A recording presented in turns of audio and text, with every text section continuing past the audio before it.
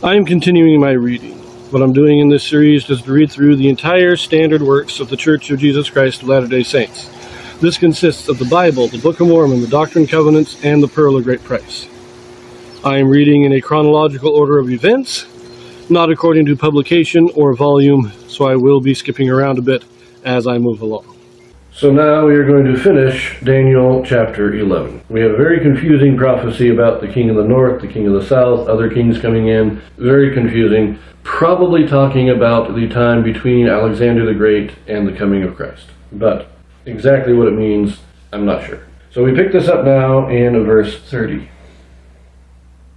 For the ships of Chittim shall come against him. Therefore he shall be grieved in return, and have indignation against the holy covenant. So shall he do.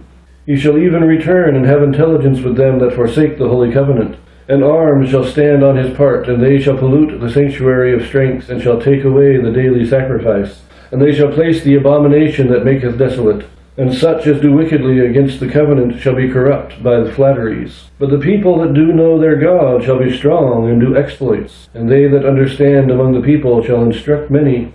Yet they shall fall by the sword, and by flame, by captivity, and by spoil many days. Now when they shall fall, they shall be holpen with a little help. But many shall cleave to them with flatteries. And some of them of understanding shall fall, to try them, and to purge, and to make them white, even to the time of the end, because it is yet for a time appointed. And the king shall do according to his will, and he shall exalt himself, and magnify himself above every god, and shall speak marvelous things against the God of gods, and shall prosper till the indignation be accomplished. For that is determined shall be done. Neither shall he regard the God of his fathers, nor the desire of women, nor regard any god, for he shall magnify himself above all. But in his estate shall he honor the God of forces. And a God whom his fathers knew not shall he honor with gold and silver, and with precious stones and pleasant things.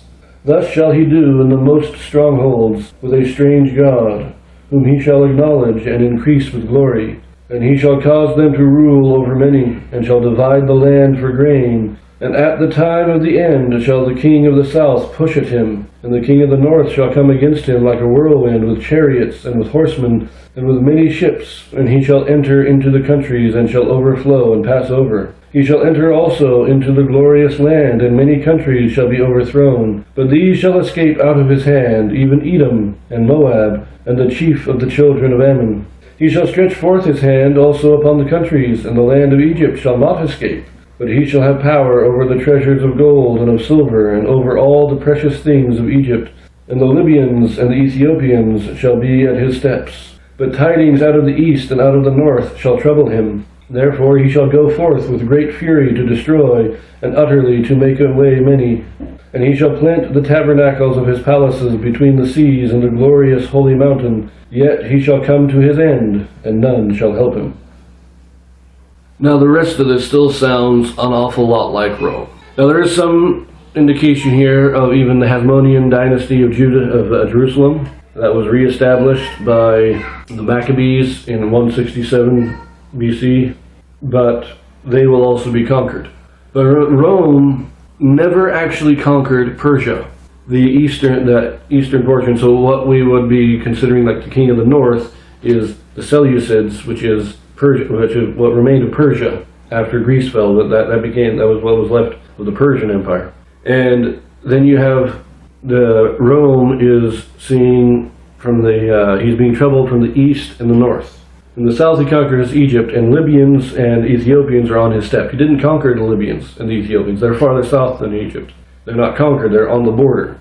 And then he says, tidings out of the east and out of the north shall trouble him. That is the resistance of Persia in the east and the Germanic tribes in the north. Might be. This is just speculations, a lot of it on my part. I'm seeing some parallels here, though, that this is the rise and fall of Rome. It's an interesting idea. I'm not sure I'm right on that, but it's until we have a prophet stand up and tell us exactly what it means, all we can do is speculate. So I'm going to leave that here, and we will read chapter 12 in the next video. So I will see you there.